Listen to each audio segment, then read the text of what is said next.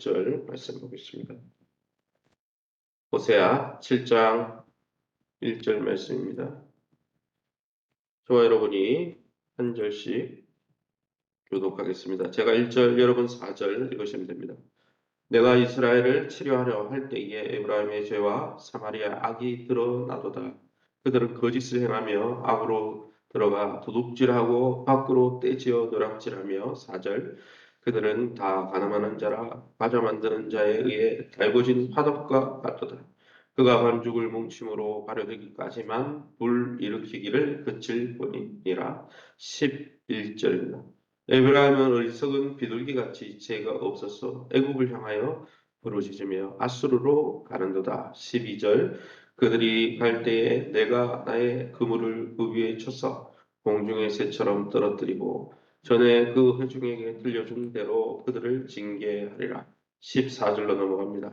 성심으로 나를 부르지 아니하며 오직 침상에서 슬피 부르짖으며 곡식과 새 포도주로 말미암아 모이며 나를 거역하는도다. 아멘. 오늘은 호세아 7장 1절 16절 말씀을 가지고 하나님을 떠난 이스라엘의 모습이라는 제목으로 말씀 함께 나누기 원합니다. 하나님의 사랑과 또 하나님을 아는 지식이 없는 이 북이스라엘 백성들은 왕과 관리들이 총체적으로 부패했습니다. 그래서 결국은 혼란에 빠져서 이방국가 하나님을 의지해야 되는데 위기가 오면은 세상 사람이나 권력이나 또 내가 아는 연주를 의지하는 것처럼 이 북이스라엘 백성들도 이방 나라를 하나님 의지하지 않고 이방 나라를 의지하다가 결국 아수르에 의해서 멸망을 받게 된다는 내용입니다. 그런데도 진정으로 참왕이신 하나님께는 돌이키지 않았다고 호세아서가 말씀하고 있는 것이죠. 그럼 오늘 이 본문을 통해서 우리가 믿고 의지한 하나님은 어떤 분이십니까?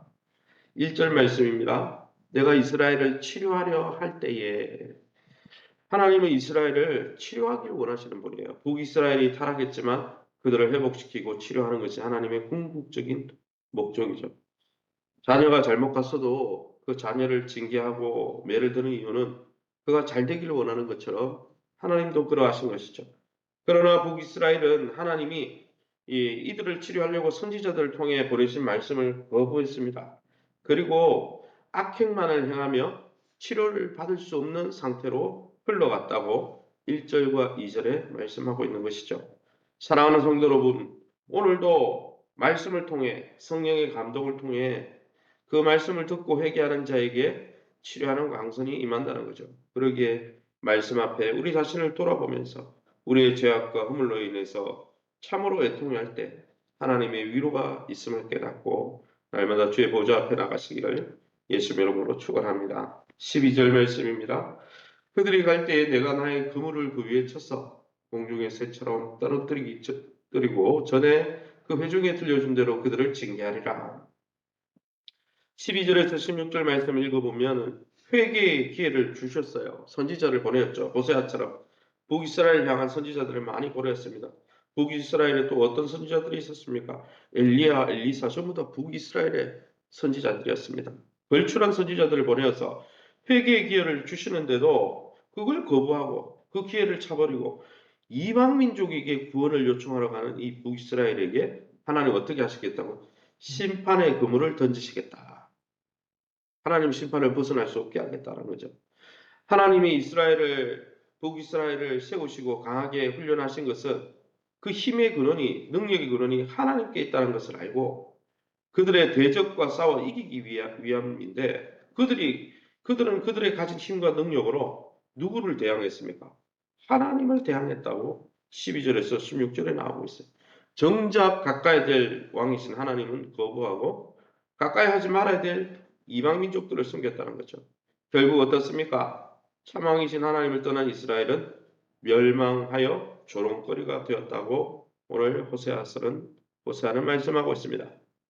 하나님 떠나면 하나님이 도와주고 싶어도 도와주지 못하는 상황이 되어버립니다. 그러기에 차라리 때로는 징계를 받고 매를 맞아도 아버지 품에 돌아서는 것만이 살 길입니다. 그러기에 집 나간 창자가 내 아버지 품이 좋았다.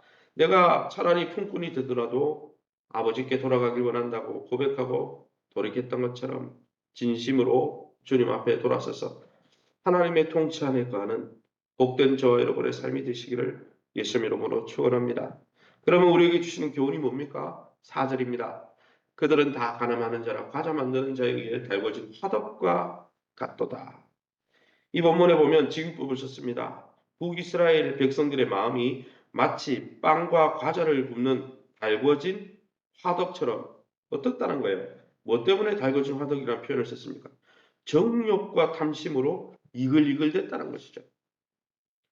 빵 만드는 자가 반죽된 빵이 발효되기까지는 잠깐 쉽니다. 그래서 오늘 본문을 읽어보면은 4절 하반절에 그가 반죽을 뭉침으로 발효되기까지만 불 일으키기를 그칠 뿐이니라. 평소에는 그 화덕처럼 이글이글 하는데 반죽을 의해서 발효되기까지는 불 지필 필요가 없죠.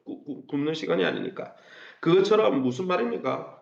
잠시 쉬는 것처럼 그 음욕이, 그 정욕이, 그 탐심이 쉬는 것처럼 보이지만 그들의 악한 생각과 이 음욕이 일시적으로 멈추는 것처럼 보이지만은 하나님 앞에 일시적으로 회개하는 것처럼 보이지만 그들은 결국 더러운 욕망으로 활활 타오르고 있다. 이렇게 표현한 거죠. 사랑하는 성도 여러분, 우리의 몸도 마음도 언제든지 우리가 깨어있지 않고 경계하지 않으면 우리가 하나님 백성 되었으니까 나는 죄의 유혹을 안 받는다. 그러면 주기도문에 시험에 들게 하지 마시고 악에서 구하옵소서 그런 기도를 왜 하겠습니까? 여러분, 우리의 마음과 몸도 언제든지 죄 가운데 노출되어 활활 타오를 수 있다는 것이죠.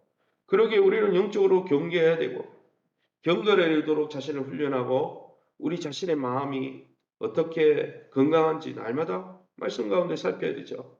사랑하는 성도 여러분, 그러기에 사단이 우리를 미혹을 통해 유혹을 통해 시험을 통해 또 여러 가지 악한 일들을 통해 우리의 생각과 마음을 무너뜨리고자 할 때에 영적으로 깨어서 날마다 하나님 앞에 바른 양심과 바른 생각으로 주님 앞에 나가시기를 예수님 이름으로 축원합니다. 11절 말씀입니다. 에브라임은 어리석은 비둘기같이 지혜가 없어서 애굽을 향하여 부르짖으며 아수르로 가는도다. 북이스라엘은 이방 나라를 의지하다가 자신들의 힘이 그들에게 먹히는지도 깨닫지 못한 채 결국 의지하던 아수르 때문에 망하잖아요. 하나님 의지해야 되는데 내가 의지하던 물질 때문에 내가 의지하던 어떤 것 세상의 어떤 것 때문에 우리 스스로 우리의 삶이 무너지고 또 무너질 수 있다는 거죠. 사랑하는 성도 여러분, 우리 안에 백발이 얼룩얼룩해지는데도 아직도 하나님만이 나의 힘의 근원임을 깨닫지 못하고 이리저리 세상의 것을 쫓아다니면서 또 더 구차하고 불쌍해지는 인생을 살고 있지는 않습니까? 진짜 힘은, 진짜 피난처는 하나님밖에 없다는 거예요. 하나님께서 아담에게 하와를 돕는 자를 주셨지만 여러분 진짜 돕는 자는 배우자도 아니에요. 엄밀하게 따지면. 우리가 도와야 될 사람이 맞지만 진짜 살아있는 도움과 돕는 자는 그 배우자나 그런 가정을 이루어주시는 하나님이 진짜 돕는 자라는 거죠. 그러기에 그 하나님만 굳게 의지하는 저와 여러분 될 수 있기를 예수님 이름으로 축원합니다. 마지막으로 14절입니다. 성심으로 나를 부르지 아니하였으며 오직 침상에서 슬피 부르짖으며 곡식과 쇠포도주로 말미암아 모이며 나를 거역하는도다. 14절과 16절 읽어보면 무엇을 이야기합니까? 이스라엘이 회개는 하는데 입술로만 한다는 거예요. 14절에 보니까 성심으로 나를 부르지 않고 진정성이 없다는 거죠. 회개하는데 오직 그냥 잠자리에 너무 슬프고 힘드니까 잠자리에서 슬피 부르짖을 뿐이다. 삶의 변화는 없다. 그런 이야기를 하는 거죠. 그들의 부르짖음은 죄에 대한 애통함이 아니고 절기 때 하나님 앞에 나가고 제단에 나가면 곡식과 세포도주로 같이 마시고 화목제물 같은 걸 먹고 마시잖아요. 그러니까 이들은 잠시 곡식과 세포도주 또 그런 것 때문에 울부짖는 것이지 그들의 물질과 또 그들의 기쁨을 위해 울부짖는 것이지 사실은 하나님 앞에 그들의 죄악을 인해서 슬퍼한 건 아니라는 거죠. 그래서 잠시 잠자리 들기 전에 그냥 잠깐 자기 마음이 힘들어서 슬퍼했다가 사실은 하나님을 찾지도 또 하나님의 통치에 순종하지도 않는 오히려 거역하는 삶을 계속 살고 있더라는 거죠.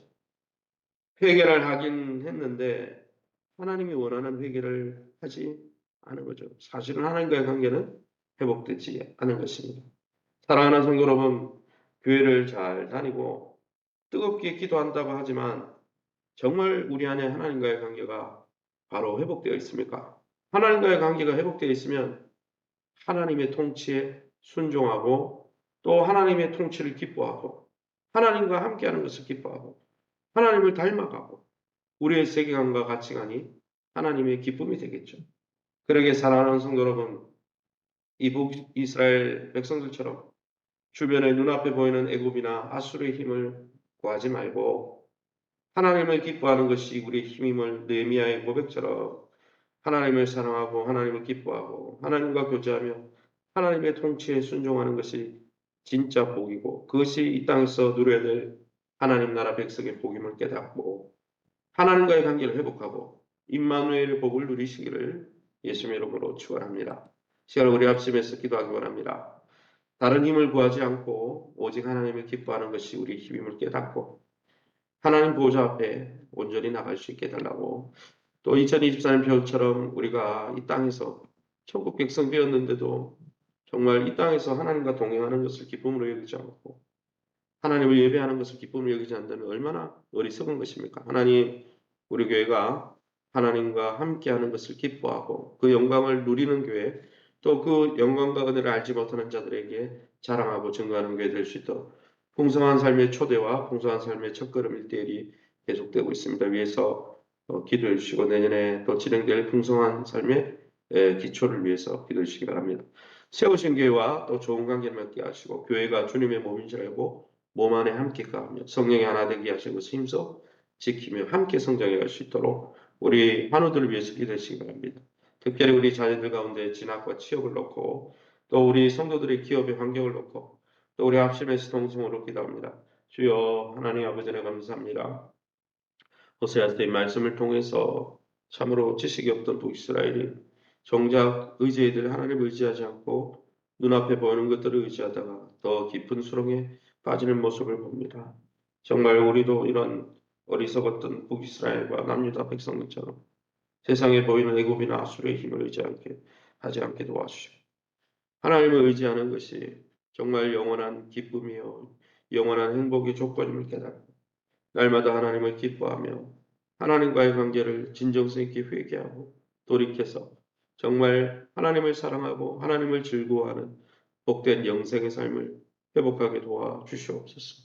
이 땅에서 에녹처럼 자신의 가정의 문제를 놓고 기도하다가 300년을 동의했던 에녹처럼 하나님 우리의 일상의 문제를 가운데 기도하다가 하나님과 교제하며 하나님과 동행하는 천국의 삶을 이 땅에서 풍성히 누리게 도와주시고 하나님이 돌보시고 인도하시고 지키시고 보호하시는 풍성한 은혜를 매일매일 누리며 그 은혜를 누리지 못하고 추구하는 많은 영혼들에게 이 은혜를 자랑하고 증거하고 또 하나님 그런 하나님을 온전히 예배하는 우리의 삶 되게 도와주시옵소서.